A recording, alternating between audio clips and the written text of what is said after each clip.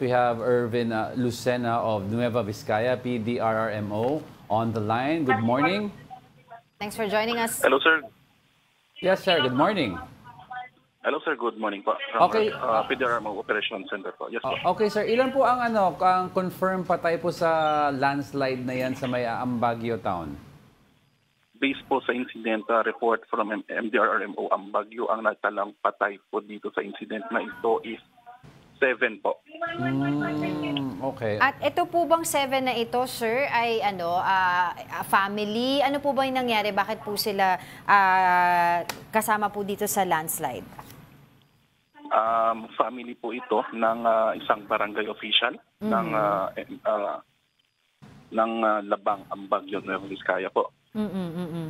Oo. Meron po kasi ako mga nabasang report, please confirm na lang po kung totoo, na papunta daw po sila supposedly sa evacuation center, pero yung pupuntahan nila na evacuation center ay hindi daw po yung designated na evacuation center. Tama po ba yun?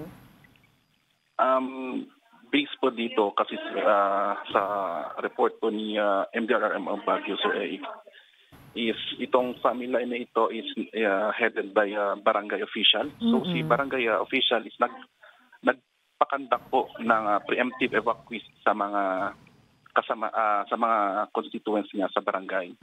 Pero to po yung family po ni Barangay Kagawad is nag-stay po sila sa bahay po nila, and hindi naman po nila inaasahan na landslide po yung tinitirhan po nila. Right.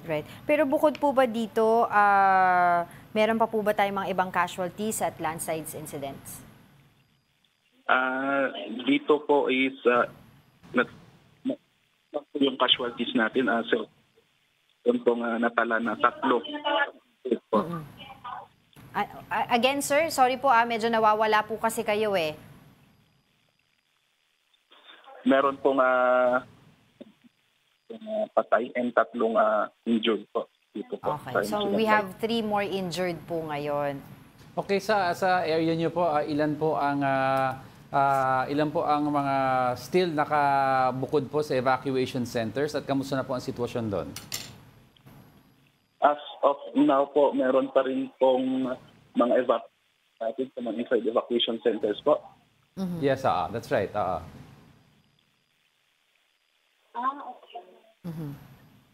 Mr. Irvin? Can you hear us po? Yes po, ma'am. Yes po. Okay. Yes. Regarding po sa ilang pamilya po ba yung mga nandoon pa rin po ngayon sa mga evacuation centers?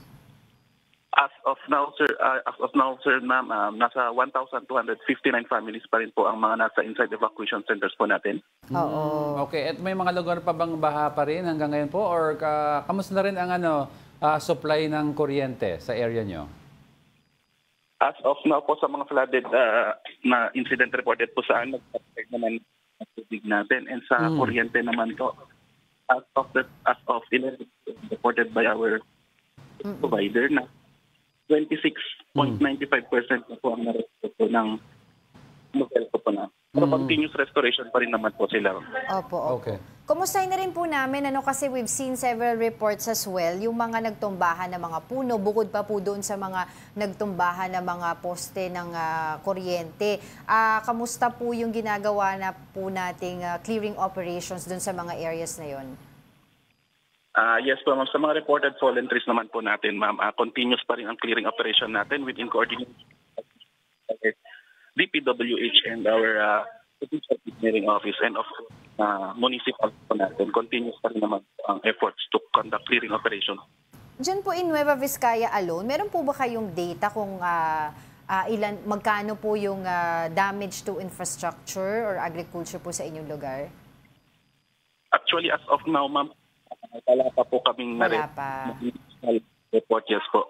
Opo. Pero monitoring po namin, alam po yung damages na yung epekto po ng bagyo dito. Lastly po, sir, natanong ko lang din po, given nga po dito sa nangyari sa inyong lugar sa Nueva Vizcaya particularly, meron po ba tayong plano na magdeklara o magdedeklara po ba kayo ng state of calamity? Actually, with regards po dito, magpatawag po ang governor ng meeting mamayang hapon pa lang po to pagtapan po lang po yung possibility.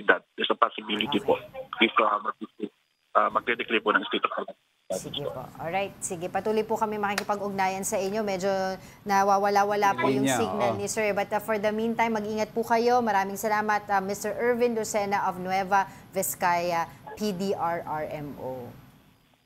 Okay po ma'am, maraming salamat po and good morning po sa ating lahat.